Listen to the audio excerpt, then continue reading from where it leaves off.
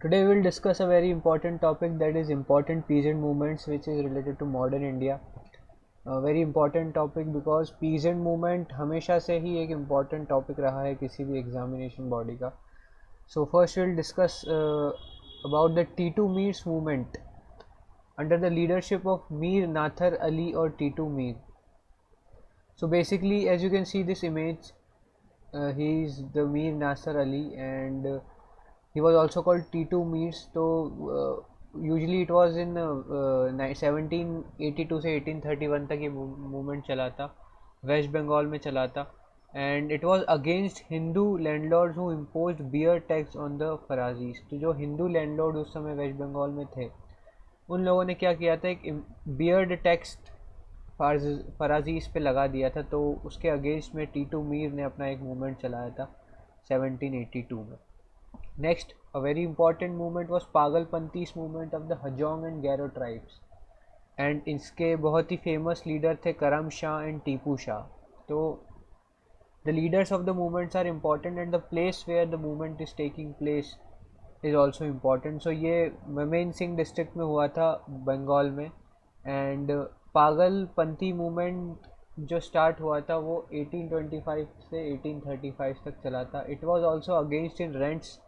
जो रेंट्स जो थे उनके, वो लोग बढ़ा दिए गए थे, and the movement was violently suppress. तो सप्रेस करने के लिए वायलेंस का यूज़ किया गया था इस मूवमेंट को. Next movement was Moplah uprising. It was in the Malabar Kerala के रीजन में हुआ था 1836-1854 में. It was also against the rise in revenue demand and reduction of field size. So basically you will see a very common theme in the peasant movement is that कहीं ना कहीं या तो लैंडलॉर्ड्स या ज़मींदार्स ने अपने रेवेन्यू बढ़ा दिए गए हैं, या ब्रिटिशर्स ने डायरेक्टली जो है सप्रेस करने की कोशिश करी है. तो ये कॉमन थीम आपको पीजेंट मूवमेंट में दिखेगी कि या तो मनी लैंडर्स या ज़मींदार्स के ऑपरेशन से पीजेंट्स परेशान हो गए थे और उन्होंने एक रिवोल्ट या मूवमेंट स्टार्ट किया. Next was Indigo revolt by Bengal indigo cultivators led by Digambar and Vishnu Biswas in Nadia district 1859-1860. And as you can see in this image, he is Deen Bandhu Mitra. He is also associated with this movement. Usually exams में question पूछते हैं कि which of the following personality is associated with which of the movement, और कौन सी जगह वो movement हुआ है.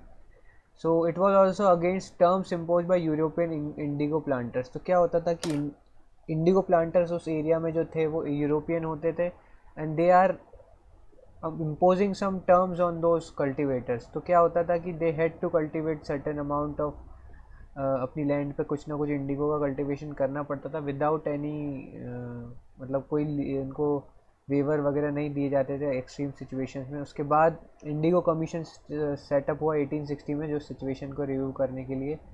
And the leaders of Indigo revolt are important, that is Digambar and Vishnu Biswas and Deenbandhu Mitra. Deccan peasants uprising by the Maratha peasants in 1875 करदे village Poona में हुई थी, महाराष्ट्र में.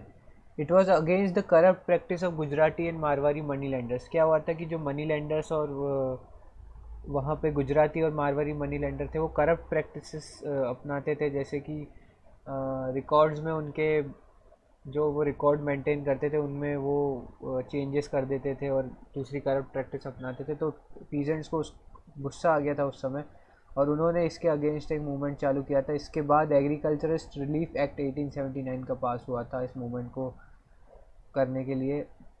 Next is Phadke's Ramosi uprising. Ramosi uprising आपने सुना ही होगा, बहुत ही important. Vasudev Balwant Phadke is an important personality, जो लीडर थे इस मूवमेंट के. 1877-1887 महाराष्ट्र में हुआ था. And as you can see in this image he Vasudev Balwant फटके.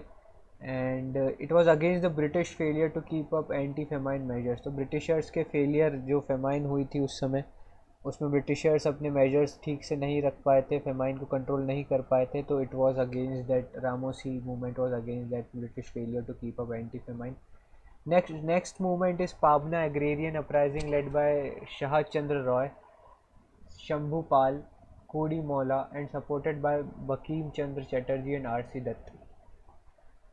ईस्ट बंगाल में हुआ था, बांग्लादेश में है अभी. तो ये मूवमेंट इसलिए इम्पॉर्टेंट है क्योंकि जो पॉलिसीज थी ज़मींदार्स की to prevent occupants from acquiring occupancy rights, क्या होता था कि जो स्मॉल स्मॉल फार्मर्स या पीजेंट्स जो होते थे उनको ज़मींदार्स की ऐसी पॉलिसीज थी कि वो ऑक्यूपेंसी राइट्स से प्रिवेंट करने से प्रोहिबिट कर रही थी उनकी कुछ पॉलिसी। तो the Bengal tenancy act of 1885 was pass to ratify it, and famous personalities like Bankim Chandra Chatterjee and R.C. Dutt also supported this movement. Here is the image of Bankim Chandra Chatterjee. And the next was Punjab Peasants Revolt. It was against prospects of losing their land. Same जो theme चली हुई आई है, या तो उन्हें अपनी land खोने का डर होता था, या रेवेन्यू या जो डिमांड है वो बढ़ा दी जाती थी, तो उसके अगेंस्ट पीजेंट्स रिवोल्ट करते थे। ये पंजाब में 19 सेंचुरी में हुआ था। 1900 में Punjab land alienation act pass हुआ था, which impose regulation on sale and mortgage of land and revenue demands, जिसने इम्पोज कर दिए थे regulation and sale and mortgage of land and revenue demands. Next, a very important and a very famous one, Champaran Satyagraha by peasants of Champaran in 1917 Bihar. As you can see in this image, a very famous personality that is Mahatma Gandhi is associated with this movement.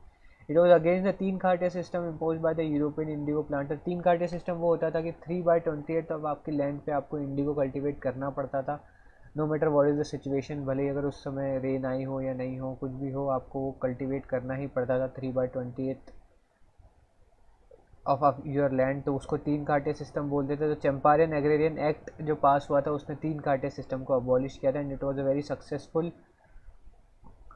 Movement. Next was Kheda Satyagraha by peasants of Kheda led by Gandhi. यहाँ पे भी Gandhi ji associate थे। यहाँ पे 1980 गुजरात में हुआ था, 1918 गुजरात में।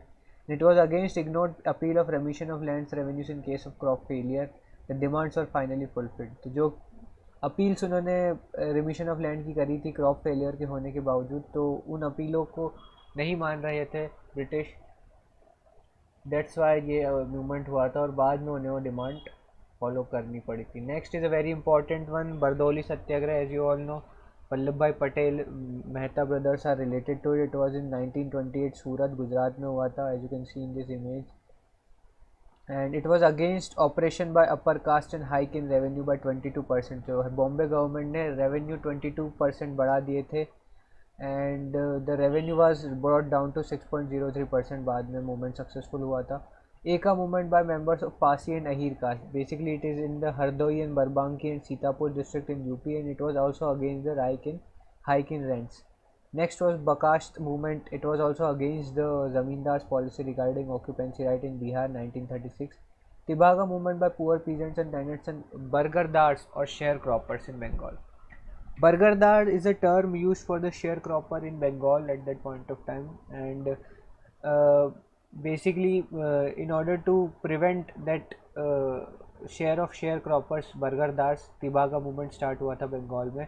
It was against zamindari and moneylenders. Bargardari bill was passed, and the next and the last is Telangana movement. It was held in Hyderabad 1946-51. It was against the practice of moneylenders and officials of the Nizams of Hyderabad.